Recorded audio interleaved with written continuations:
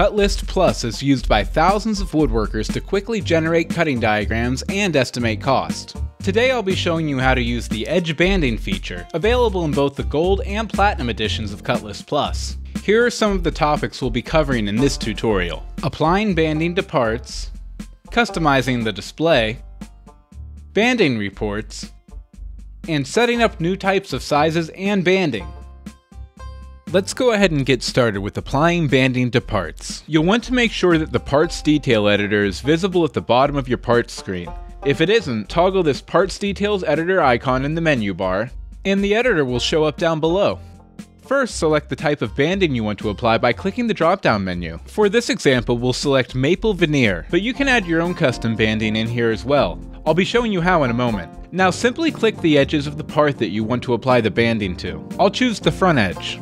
Notice that the banding column in the parts list is marked with an MV for Maple Veneer. Again, you'll learn how to customize this in just a bit. Now take a look at this cherry solid banding.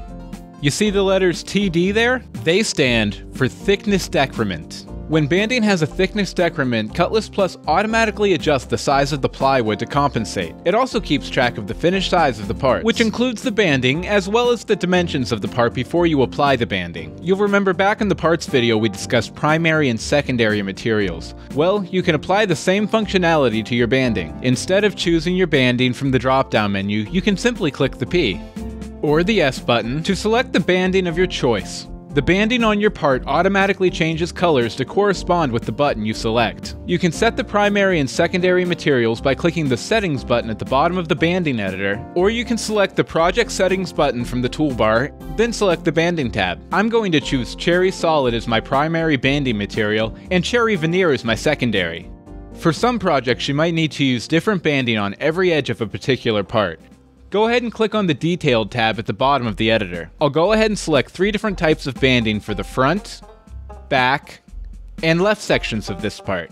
And we can see my selections reflected back in the parts list. It displays all 3 banding types. You can completely customize the way banding information is displayed. Go ahead and click on the button marked Preferences at the bottom of the screen. There's a lot of options to choose from here. The Summary Display Style customizes how your banding is displayed. You can choose from short and long edges, width and length edges, and a couple of options for front, back, left, right. It's up to you which settings you use, but I prefer these settings because they give you the most detail and include the banding code. You can also choose what colors you want to use for your primary, secondary, and other banding. Now let's learn how to set up your own custom banding codes like I mentioned earlier. We'll start by selecting the Raw Materials tab from the main screen. Next, select Edge Banding in the list of material types you'll see in the upper left. A handy diagram will pop up to show you what all the specialized banding terminology means. You'll recognize the thickness decrement value from earlier, which adjusts the size of the plywood when banding is applied. Another important value is the overhang. This represents extra banding that will be trimmed later. If you include an overhang size, CutList Plus will include it in the materials required for your project. You can adjust all the values in the grid at the bottom of the screen.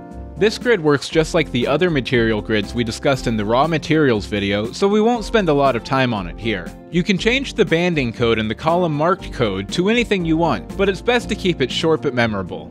If the banding you're using comes on a roll, you can specify that in the, you guessed it, the roll column. Just tick the box and it will be reflected in the banding reports.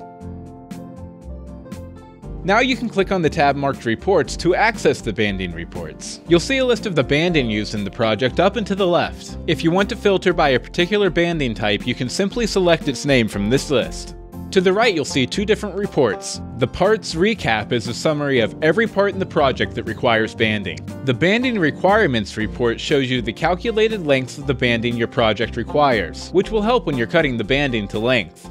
Now let's review how much our banding will cost by checking out the BOM or Bill of Materials. To see the cost and total lengths needed, click on the BOM tab, then click on the Banding tab under that. Now you can see the actual banding cost for the project. To show banding information on your cutting diagrams, click on the Banding button at the bottom of the screen. The banded edges will be represented on your cutting diagrams, including the banding codes if desired.